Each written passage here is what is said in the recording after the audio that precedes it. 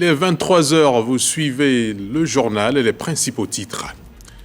Le représentant spécial du secrétaire général de l'ONU pour l'Afrique de l'Ouest et du Sahel a reçu en audience par le président de la République ce jeudi au palais présidentiel au Plateau. Leonardo Santos Simao et Alassane Ouattara ont discuté le long de cette réunion du processus électoral, de la situation politique, économique, sociale et sécuritaire de la sous-région. Dans le centre du pays, il y a eu inauguration à Bouaké d'une agence de la Caisse générale de retraite des agents de l'État par le Premier ministre. Cette infrastructure moderne marque une étape majeure dans le programme de décentralisation des services de l'IPSC-GRAE. L'agence de Bouaké couvre non seulement la ville, mais 7 autres du centre du pays. Pendant cette journée, il a été aussi question de l'ouverture de la deuxième session ordinaire du Conseil économique, social, environnemental et culturel. Opportunité pour le président de l'institution de réaffirmer sa volonté de poursuivre et accroître ses actions de la Chambre consultative. Cet événement a vu la participation de plusieurs membres du gouvernement, de diplomates, mais aussi de personnalités venues de la sous-région.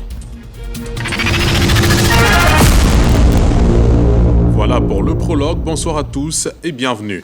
Le chef de l'État, Alassane Ouattara, a reçu ce jeudi au palais présidentiel au Plateau Leonardo Santos Simao, représentant spécial du secrétaire général de l'ONU pour l'Afrique de l'Ouest et du Sahel, au cœur des échanges, le processus électoral en cours dans le pays ainsi que la situation politique, économique, sociale et sécuritaire de la sous-région. Alexis Ouedraogo. Les Nations Unies réaffirment leur soutien à la Côte d'Ivoire dans ses efforts pour consolider la paix, la démocratie et le développement. À la mi-journée, ce jeudi au palais présidentiel, Leonardo Santos Simao, représentant spécial du secrétaire général des Nations Unies pour l'Afrique de l'Ouest et le Sahel, a été reçu par le chef de l'État Alassane Ouattara. On changeait sur la situation politique, économique et sociale et sécuritaire du pays, mais aussi de la région. Les solutions sont toujours un défi pour tout, n'importe quel pays, et Côte d'Ivoire n'est pas une exception. Notre souhait, c'est que les élections soient paisibles, que tous les acquis de développement économique qui arrivent dans les pays qui sont très encourageant, donc il faut savoir protéger ça. Le représentant spécial invite les Ivoiriens à saisir l'opportunité des prochaines présidentielles pour renforcer la démocratie et préserver les acquis engrangés. Notre appel à la classe politique et à la population pour avoir des élections paisibles. Le président nous a assuré que tous les efforts sont en marche pour avoir des élections paisibles dans le pays. Présent à Abidjan en avril dernier, le représentant spécial avait rencontré les membres de la commission électorale indépendante, les acteurs politiques ainsi que les membres du corps diplomatique. Ce jeudi 18 septembre, le Premier ministre Robert Begré-Mambé a inauguré la nouvelle agence nationale régionale de la Caisse générale de retraite des agents de l'État de Bouaké. Cette infrastructure marque une étape majeure dans le programme de déconcentration des services de l'IPSC-GRAE lancé depuis 2014. Marie-Chantal Akandan, Adama Kéré. À Bouaké, dans la région de Bouaké, le gouvernement poursuit sa politique de proximité. La deuxième ville du pays accueille désormais une nouvelle agence régionale moderne de la Caisse générale de retraite des agents de l'État, l'IPSC-GRAE, symbole du rapprochement de l'administration des usagers. Cette infrastructure a été inaugurée par le Premier ministre Robert Begré-Mambé. Le maire Amadou Koné a salué une réalisation qui améliore concrètement le quotidien des populations. Je voudrais profiter de cette occasion pour rendre hommage au président de la République, le président Alassane Ouattara, pour tous ses bienfaits dans l'ensemble de la région de Bouaké. Tous les retraités de la région de Bouaké, les retraités actuels, les retraités futurs, dont nous tous, sommes très heureux que Monsieur le ministre et son équipe rapprochent l'IPSC-GRAE à Bouaké et que les populations soient reçues dans de meilleures conditions ici. Le directeur général de l'IPS à Ségrayeux a souligné l'efficacité du dispositif et la réduction des délais de traitement. L'agence de Bouaké comprend aujourd'hui près de 24 884 fonctionnaires et agents de l'État en activité, 5 651 retraités et près de 15 associations de retraités régulièrement constituées et actives. Le précédent site, trop exigu et d'accès difficile, ne permettait plus de répondre de façon optimale aux exigences et aux attentes de nos chers assurés sociaux.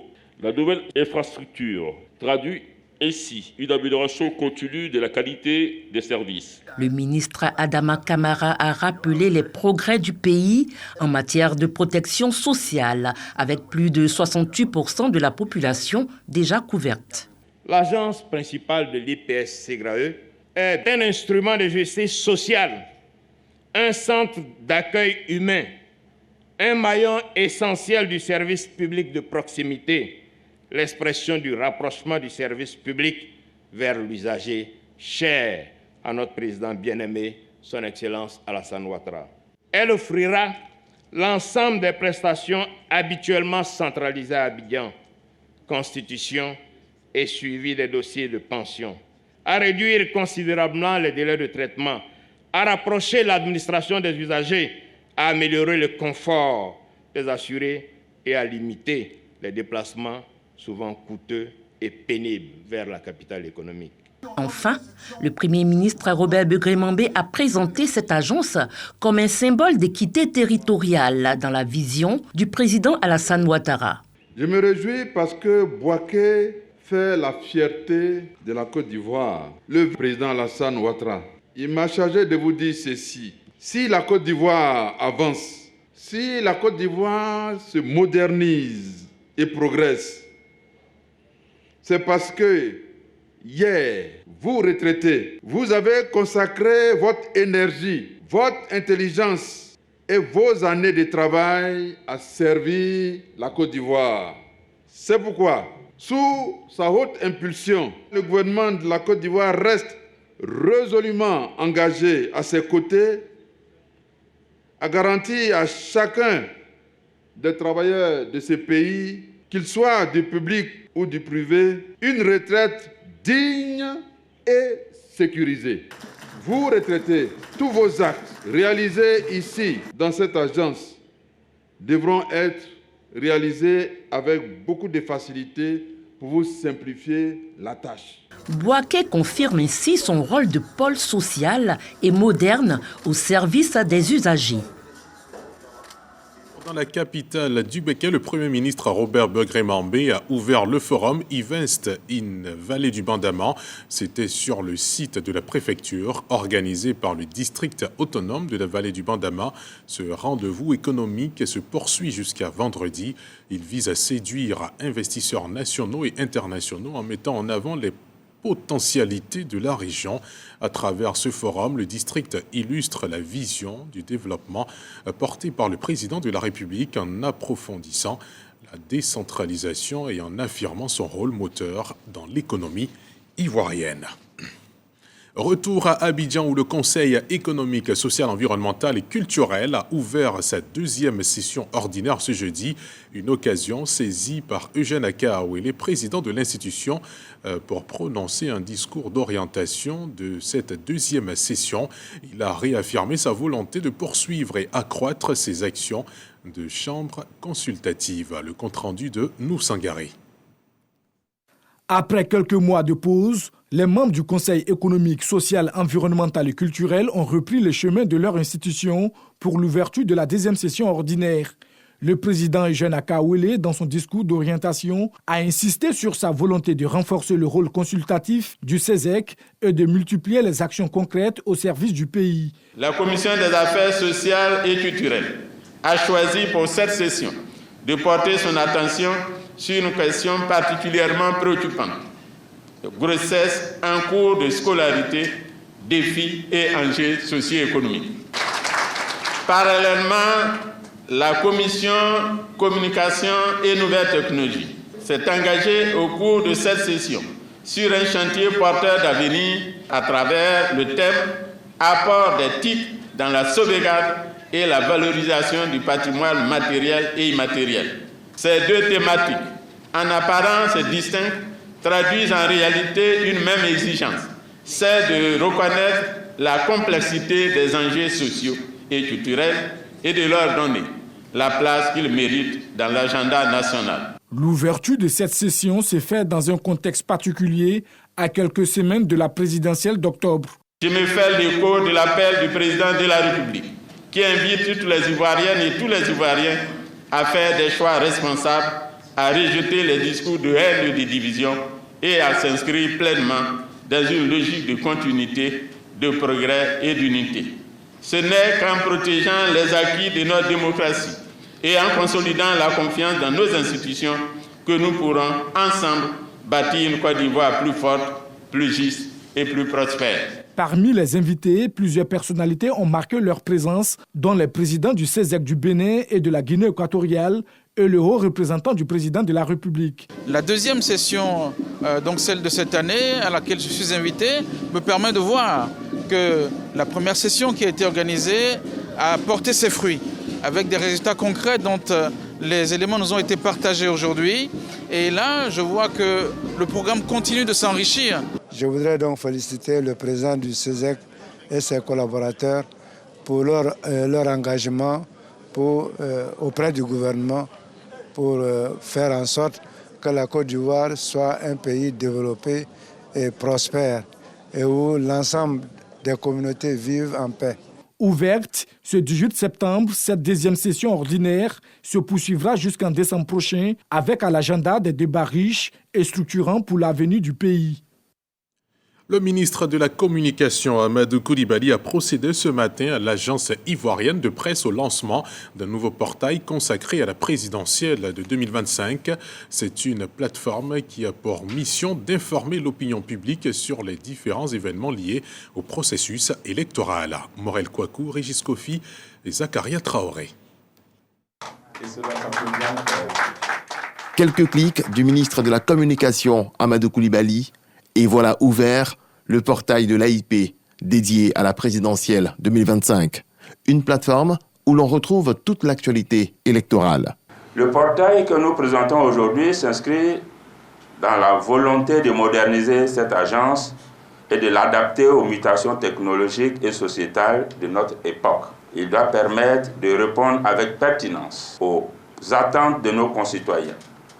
Il se veut un outil de transparence, d'accessibilité et de participation citoyenne à la hauteur des enjeux de l'élection présidentielle 2025 et des élections à venir. Le portail éditorial, créé pour les élections présidentielles 2025, se positionne comme le défenseur de l'information juste et vérifiée.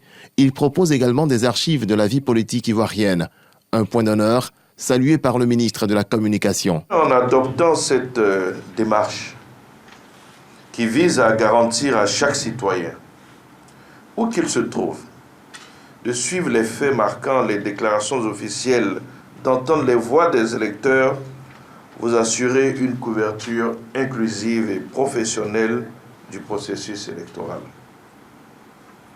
Mais ce que je veux surtout saluer avec ce portail, c'est le côté archivage, retracer la chronologie complète des élections présidentielles depuis 1960 à nos jours s'inscrit dans le devoir de mémoire que toute nation qui se veut solide se doit de bâtir. Et en cela, je tiens particulièrement à saluer. C'est le 25 octobre prochain que les Ivoiriens sont appelés aux urnes. L'agence ivoirienne de presse veut accompagner ce rendez-vous démocratique majeur avec transparence, innovation et crédibilité. On poursuit avec la question de l'élection présidentielle d'octobre 2025. L'ordre de passage des 5 candidats aux différentes émissions et productions audiovisuelles est désormais connu. Cela suite à un tirage au sort effectué au siège de la Haute Autorité de la Communication audiovisuelle en présence des représentants de tous les candidats. À travers cette action, la ACA s'inscrit pleinement dans sa mission de régulation, garantissant l'accès et le traitement équitable aux organes officiels d'information et de communication communication. Reportage de Walter Amadou Ouattara et Joël Mambo. Siège de la Haute Autorité de la Communication Audiovisuelle, ACA, dans la commune de Cocody. Un tirage au sort détermine l'ordre de passage sur la RTI des candidats à l'élection du président de la République.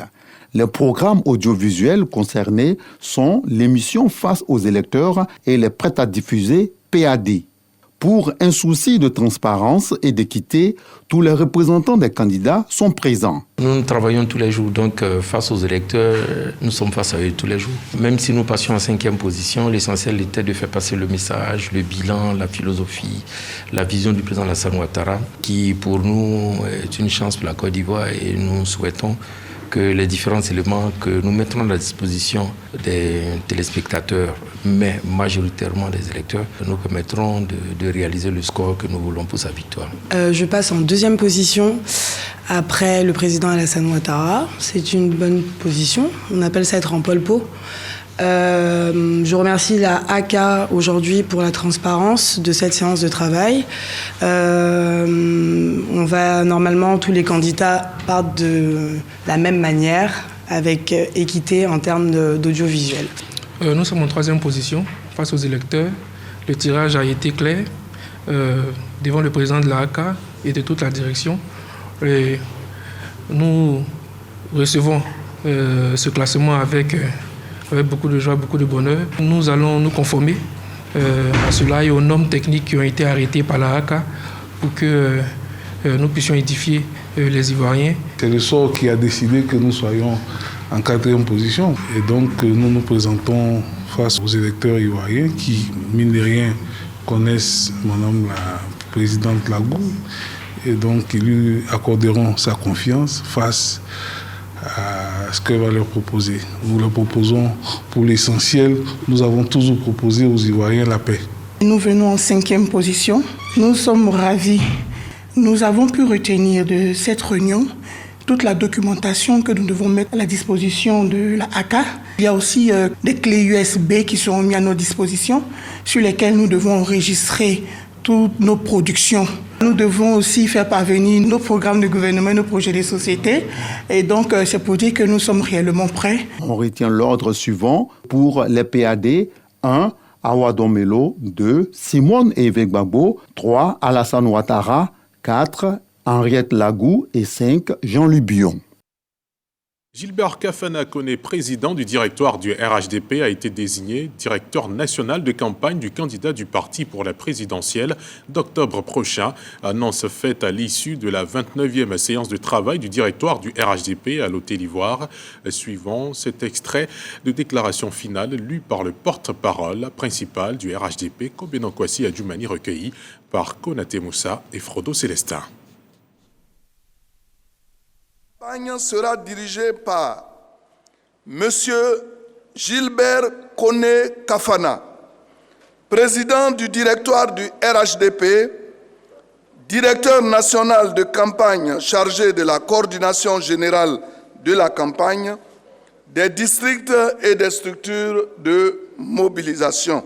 M. Begré Mambé, premier vice-président du directoire, directeur national de campagne chargé des structures techniques. Le comité d'orientation stratégique est présidé par M. Timoko Meile Koné, vice-président de la République.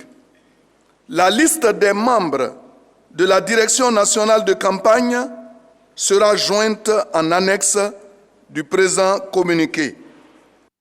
Au lendemain de l'annonce des candidatures confirmées pour la présidentielle 2025 par le Conseil constitutionnel, un groupe de dissidents du PDCI RDA, l'initiative pour la réconciliation et la sauvegarde du PDCI, a animé une conférence de presse cet après-midi au plateau. Les membres et le porte-parole proposent une alternative pour l'avenir du parti de Félix Houphouët-Boigny. Selon l'IRS-PDCI, une nouvelle perspective s'impose. C'est ce que nous dit Nadège Kassi. Les membres de l'initiative pour la réconciliation et la sauvegarde du PDCI RDA se prononcent sur l'avenir de leur formation politique. Ce mouvement proche du PDCI souhaite une alternative pour la bonne marche du parti fondé par feu Félix Houphouët-Boigny. C'est un cri de cœur parce que ça fait mal. Pas pour nous ici autour de cette table, les générations à venir. Ne vous laissez plus manipuler. N'allez pas dans la rue pour vous faire blesser pour rien. Pour que je marche, il faut que tout le monde soit allé, puis on marche ensemble. Dans la même dynamique, leur porte-parole a présenté les perspectives qu'ils entendent défendre. Le PDCI RDA est en crise et il est impératif de le sauver.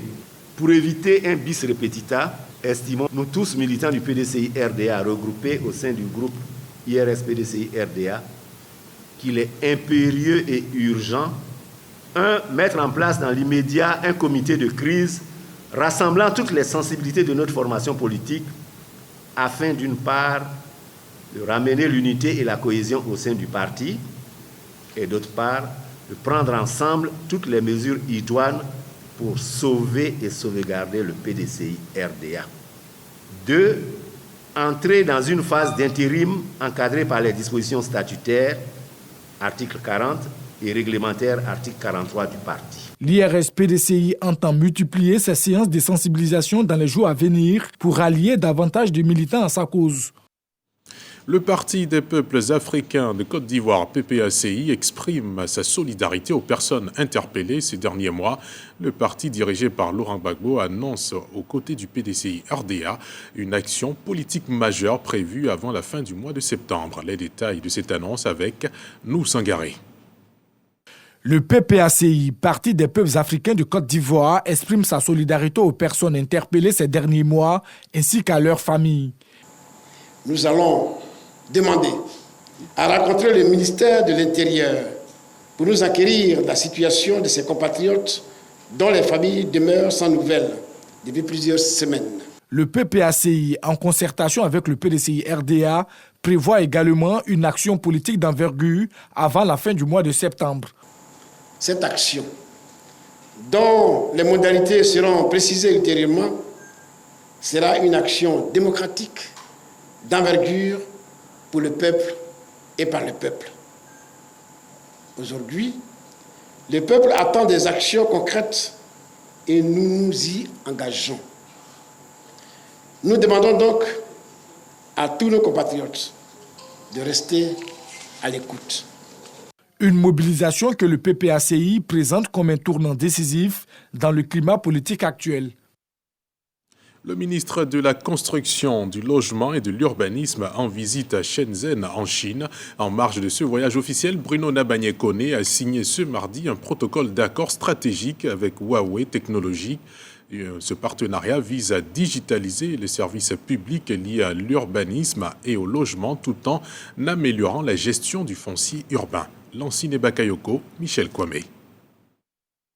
À travers ce partenariat, Huawei mettra à disposition son expertise technologique pour accompagner le ministère de la Construction dans le développement des solutions numériques innovantes. Les projets phares de cette collaboration comprennent la phase 2 des systèmes intégrés de gestion du foncier urbain SIGFU, la création d'une plateforme d'intelligence artificielle pour le suivi des chantiers, le développement d'un cloud privé dédié au ministère. La Côte d'Ivoire et la Chine ont commencé à coopérer depuis de très longues décennies maintenant, principalement des produits numériques, des services liés à la digitalisation. Et du côté ivoirien, c'est bien sûr principalement des biens et services liés à l'agriculture. Cette coopération s'accroît dans ces deux grands secteurs d'activité. Mais cette coopération s'accroît également au niveau des hommes, s'accroît au niveau du social. La partie chinoise est satisfaite d'apporter son savoir-faire pour contribuer à la transformation digitale du secteur du foncier urbain ivoirien. Avec cette signature, le gouvernement ivoirien franchit une nouvelle étape d'une administration plus moderne, plus proche des usagers et résolument tournée vers l'innovation. Nous sommes demandeurs de solutions, en particulier dans les secteurs qui régissent les constructions, qui régissent l'urbanisme, le foncier, et peut-être un jour dans le logement aussi, en vous disant toute la confiance que j'ai en l'avenir de la coopération entre nos deux pays, mais surtout de la coopération entre le ministère dont j'ai la charge et l'entreprise Huawei, que vous représentez. Cet accord, conclu pour une durée d'1 an renouvelable, vise à renforcer la digitalisation des services publics liés à l'urbanisme et au logement. Il s'inscrit dans la vision du gouvernement ivoirien de moderniser les infrastructures urbaines, améliorer la gestion du foncier et promouvoir l'urbanisme durable et inclusif. On parle à présent de coopération ivoiro-gabonaise. Lors d'une cérémonie en l'honneur de la Côte d'Ivoire célébrée au Gabon, l'ambassadeur Kouadio Konan-Bertin invite les Ivoiriens à la solidarité. Sur les relations entre les deux pays, l'émissaire a appelé au renforcement des liens de coopération. C'est ce que nous disent Régis Kofi et Lamine Dramé. Sur la côte de l'Afrique centrale, Libreville jette ses regards sur la mer.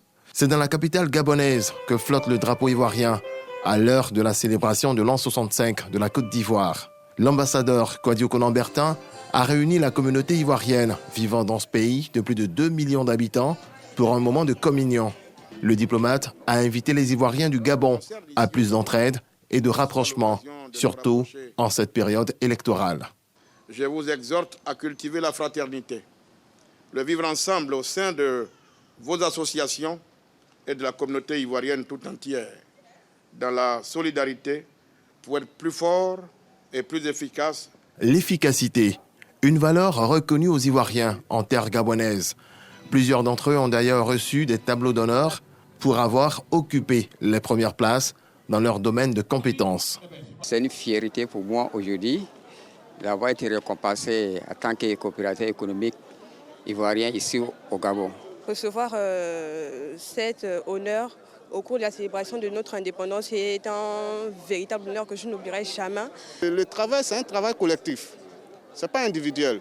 C'est vrai que ce diplôme porte mon nom, mais c'est un travail collectif. Et j'encourage toujours mes collaborateurs. L'autre aspect de la célébration s'est déroulé dans la soirée, avec des autorités gabonaises et le corps diplomatique aux côtés de nombreux Ivoiriens. Dans cette salle du Beach Club, les liens de coopération entre la Côte d'Ivoire et le Gabon ont été magnifiés. La qualité de la coopération multisectorielle qu'entretiennent nos deux pays est mise en valeur. Aussi me plaît-il de vous adresser à vous et à l'ensemble de la communauté sœur ivoirienne ici présente nos vives et chaleureuses félicitations, ainsi que nos vœux de paix, de bonheur, de prospérité pour la République de Côte d'Ivoire. J'ai pu observer avec un grand intérêt l'engagement et la détermination du président Brice Clotaire Nguema en faveur du rayonnement du Gabon. Cette détermination traduit également la volonté du chef de l'État gabonais de doter son pays d'infrastructures modernes dans les domaines des routes, de la santé, de l'éducation, pour ne citer que cela. La Côte d'Ivoire et le Gabon entretiennent de bons rapports depuis les premières années post-indépendance. La parfaite entente s'est traduite ces dernières semaines avec la participation du président Brice Clotaire Nguema à la célébration de l'anniversaire de l'indépendance de la Côte d'Ivoire le 7 août à Bouaké, en qualité d'invité d'honneur. En sport, la Côte d'Ivoire sera encore représentée sur la grande scène mondiale grâce à Marie-Josée Talou-Smith. Ce jeudi 18 septembre 2025, la sprinteuse ivoirienne s'est qualifiée pour la finale du 200 mètres au championnat du monde d'athlétisme. Elle a terminé deuxième à sa demi-finale avec un chrono éclatant de 22,17 secondes, son meilleur temps de la saison. Avec cette performance, Talou sera la seule représentante africaine en lice pour le titre mondial sur le demi-tour de piste, un exploit qui confirme sa régularité au haut niveau et nourrit de grands espoirs pour la finale à venir. L'actu en bref nous mène au Sénégal, en France puis au Proche-Orient. Il nous est proposé par Abigail Niava, Carmeldia et William Begré.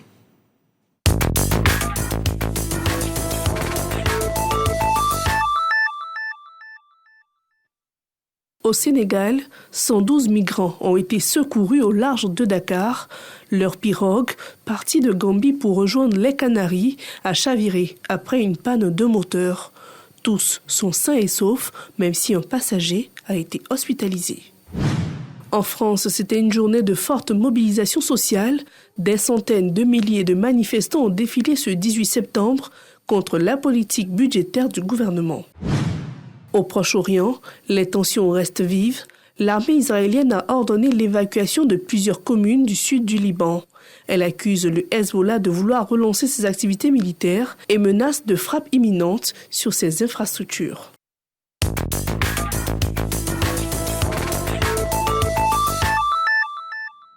C'est la fin de ce journal. Merci infiniment de l'avoir suivi. Très bonne suite de soirée sur RTI 1, la chaîne qui rassemble.